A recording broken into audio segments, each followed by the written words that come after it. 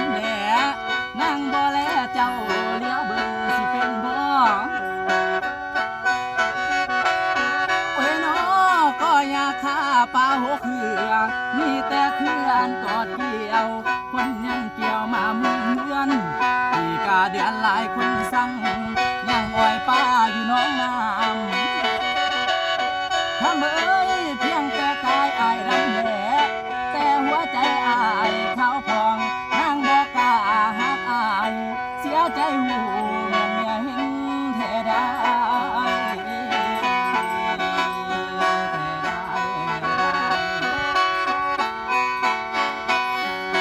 โอ้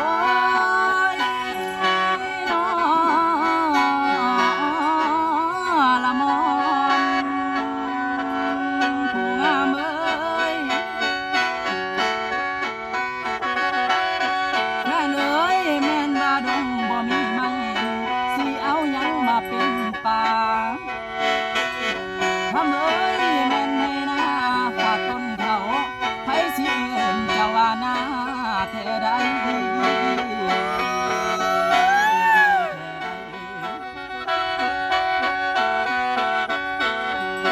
โอ้ยน้อละมอมผู้ไทยเอ้ย คำเอ้ยสายนี้โสดเด้ออ้อยซอยบ่ได้กล่าวมาทะเลงคนงามเด้อคำเอ้ยบ่ได้แปลงจะปังคำสิว่าจ้าคณะเลื่อนคนเมิดเมืองเมิดบ้านคนลุ่นหลานยังมีคู่แต่ว่าเบาหมอลำโตดำอันผู้นี้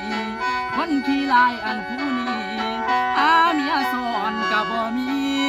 แท้นา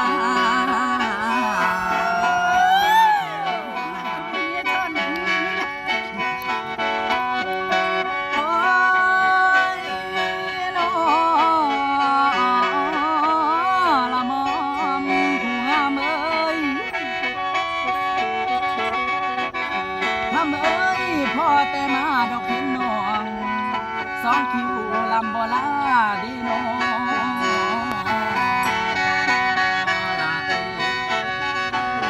ทำเอ้ยสาวคำมวนนั่นเด้น้องคันสองตาลำบ่เปิดสายอยากเกิดดอกความท้องในใส่แม่เดียวแทนา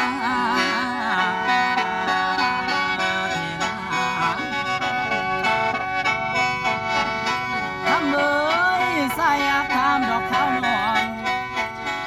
ว่ามีผัวแล้วหรือบ่ล่ะล่ะสาวนางคันมีผัวบอกให้รู้มีสู่กาวบักลำแน่เด้อ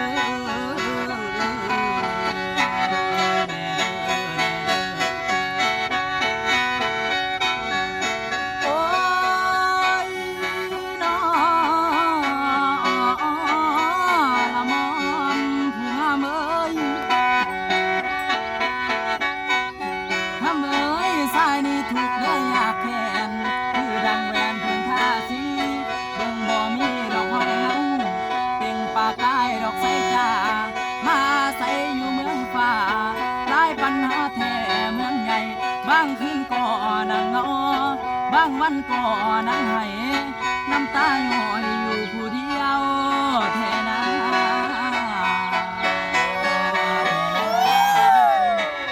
ไว้น้อลำไปหลายสายแห่งเสาขอลานางเท่านี้ก่อนลาเดือทำเอ้ยขอจบก่อนอันบังทายสิลาน้องแม่กวยลุงสิโง่คองแม่เต้าคืนแทนา